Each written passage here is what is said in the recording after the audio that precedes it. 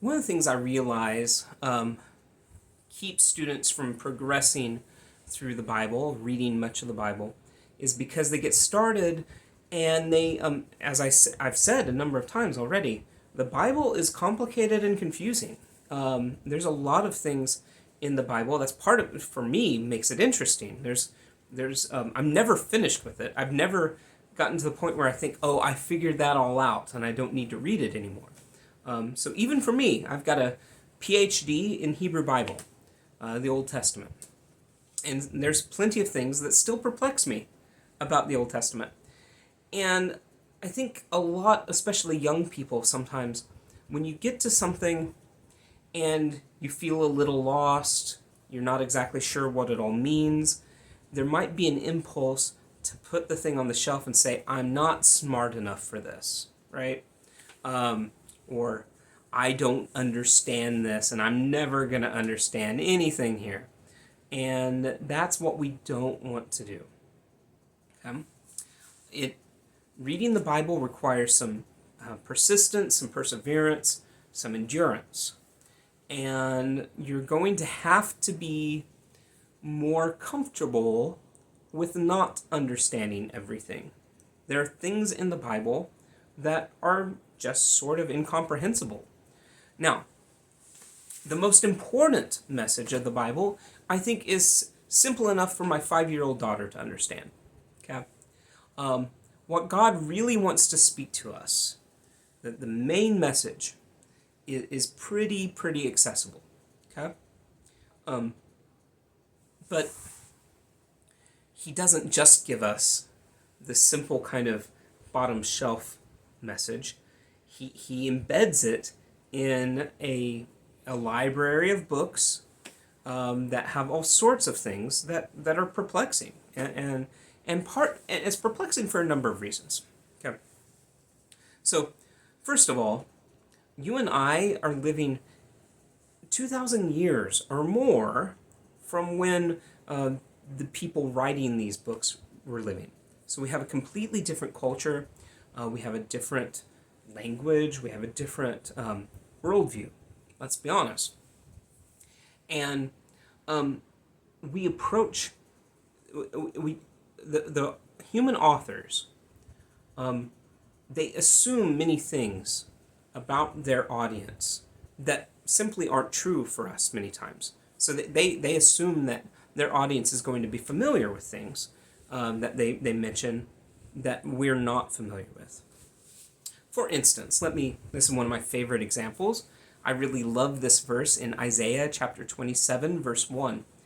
It says that on that day, the Lord will slay with his hard and cruel sword the Leviathan who swims in the sea. Okay, the Leviathan, the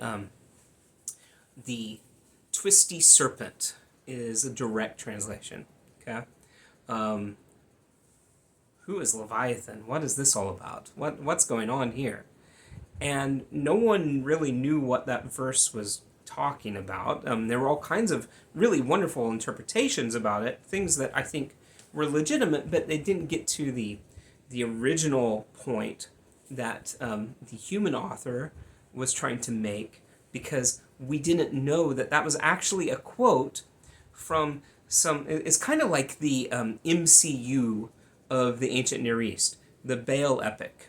Okay, and there was a whole long poem about a hero, a god named Baal Hadad. He's the storm god, the fertility god, and basically this epic tells about all of his battles with these other gods. And one of them that's mentioned actually kind of offhand is Leviathan, who is the sea dragon.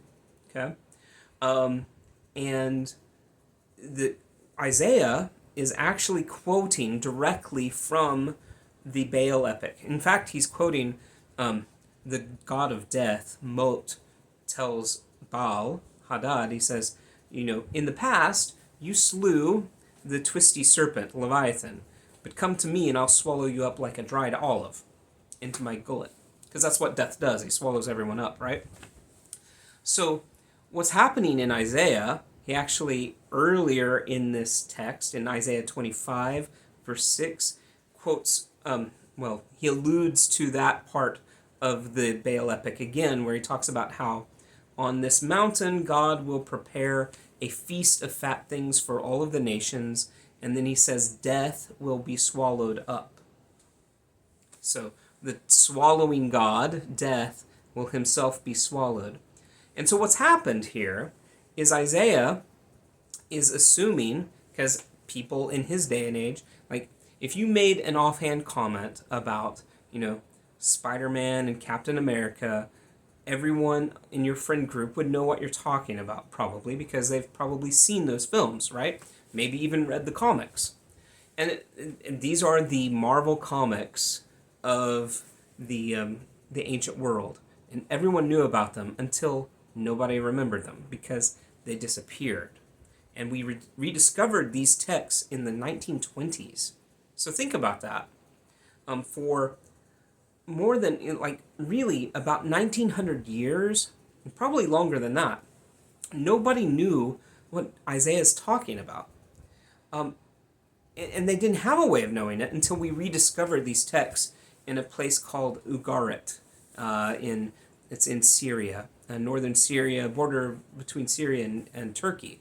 Ras Shamra is another name for it. So archaeologists excavated this place, and they found these tablets, and it had all of these pieces of the story of Baal on them, and they published them, and then we're like, oh, that's what Isaiah's talking about. The point is, I know that was kind of a long tangent. The point is, if you're confused reading the Bible, you're in good company.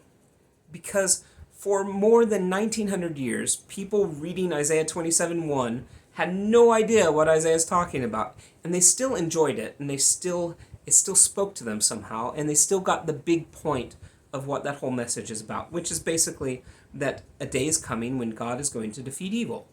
Right? They didn't have to understand all the details, know what a Leviathan is or whatever, to know the point of the big story. Okay? So always try to figure out what's the big point, what's the big story, and don't get concerned when you don't understand what the details are talking about.